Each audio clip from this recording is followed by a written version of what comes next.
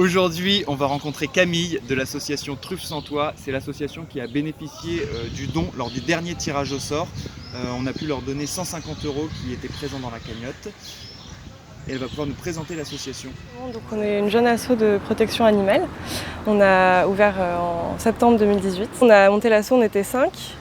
Donc une présidente, moi qui suis chargée de communication, une secrétaire, un trésorier et une chargée des partenariats. Là depuis, on a recruté d'autres bénévoles pour nous aider. Notre but, c'est donc de récupérer des animaux qui soient abandonnés, maltraités ou qu'on trouve parfois dans la rue, de faire en sorte de les resociabiliser, de leur donner les soins nécessaires quand il y a besoin de soins, et puis ensuite de les mettre en famille d'accueil pour qu'ils connaissent déjà ce que c'est une maison, etc., une famille, et puis ensuite de leur trouver la famille qu'ils ont pour la vie. On a fêté récemment notre 100e sauvetage en moins d'1 an, donc c'est quand même beaucoup. C'est quoi le trajet d'un chaton récupéré On nous contacte parce que quelqu'un a trouvé des chatons dans un carton ou quelqu'un a une portée surprise ou ce genre de choses.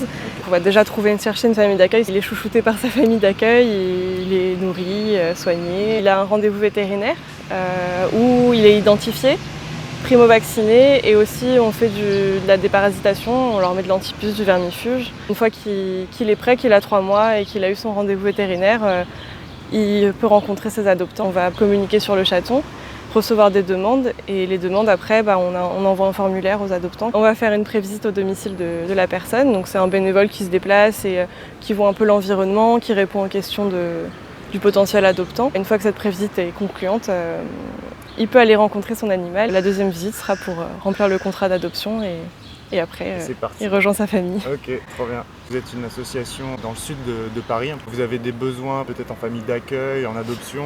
Oui, alors on cherche à recruter en ce moment pas mal de familles d'accueil.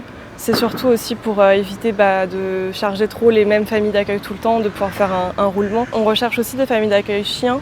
Ça, on en manque aussi, des dons matériels, que ce soit des laisses ou harnais pour chiens, des gamelles, des coussins, de la nourriture aussi bien sûr. Si les gens ont des choses qui leur servent plus, comme des maisons de litière, des jouets. À quoi ça peut correspondre un don de 150 €? Avec le don de 150 €, on s'est dit qu'on allait sûrement acheter une cage de trappe. Ça coûte un peu cher et on en a besoin parce qu'on n'en a pas. Et c'est vrai que pour des fois sur des sites où les chats sont un peu plus sauvages et ne se laissent pas forcément approcher, c'est plus simple d'avoir une cage de trappe. Ok, trop bien, ça me fait trop plaisir parce que c'est un truc concret qu'on peut vous apporter. Pour nous contacter, ce sera surtout sur Facebook, l'association Truffes sans Toit, vous nous trouverez assez facilement.